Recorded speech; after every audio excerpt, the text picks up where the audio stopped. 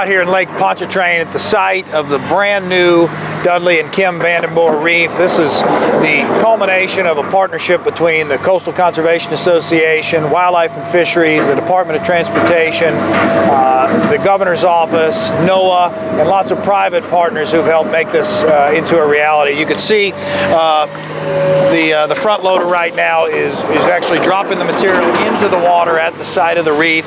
This is material that was taken from the damaged I-10 twin spans. It's been taken down, crumbled up into smaller pieces, and now will become some of the best reef material in the state in a lake that already produces some of the best fisheries in the state. Well, several years ago, not long after Hurricane Katrina, Dudley and Kim came to us with the idea of taking the material from the damaged I-10 twin span and using it for reefs. And so at the time, CCA went to the Department of Transportation and requested to take some of that damaged material and use it for this three-phase reef plan that you see phase 2 being done here today.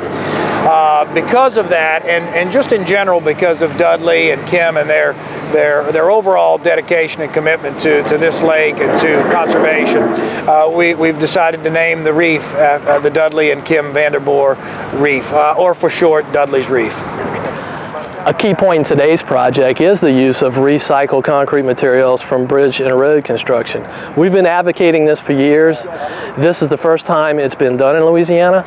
We have more projects on the drawing board using this same concept so that we can capture these materials as these state highway projects are being bid out, so we can build it into the contract that this material is available for beneficial uses such as artificial reefs, shoreline protections, and other beneficial purposes.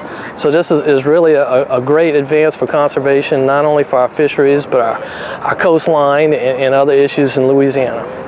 In the past, our inshore reefs have been built from limestone or shell or similar materials so that it wouldn't create a hazard for other user groups. But we've learned if we mark these sites with buoys, we have them on the maps, then other users can avoid these sites. So this is allowing us to expand our program to other state waterways so that we can take advantage of these beneficial use of these recycled materials. Okay, I think what's going to happen with the reefs are, once they're down there for about a year and a half, what will happen is as they get the life, the oysters and the barnacles on them, it'll concentrate the fish in areas where it's really accessible to fishermen.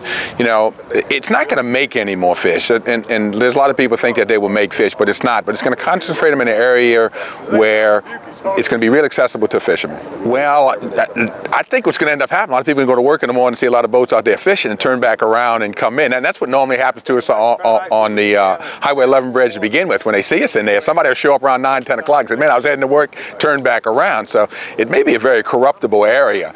But, it's going to do really, really well. It's in places where there's going to be a lot of fish. With the bridges, the new bridges come in, this area is just going to get better over time.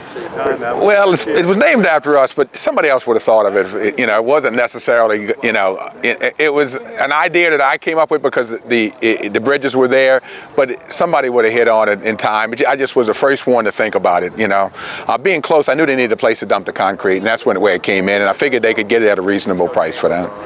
But besides this beautiful reef being put in place today, one of the other most exciting things about this is that it really opens the door for these sorts of projects across the coast.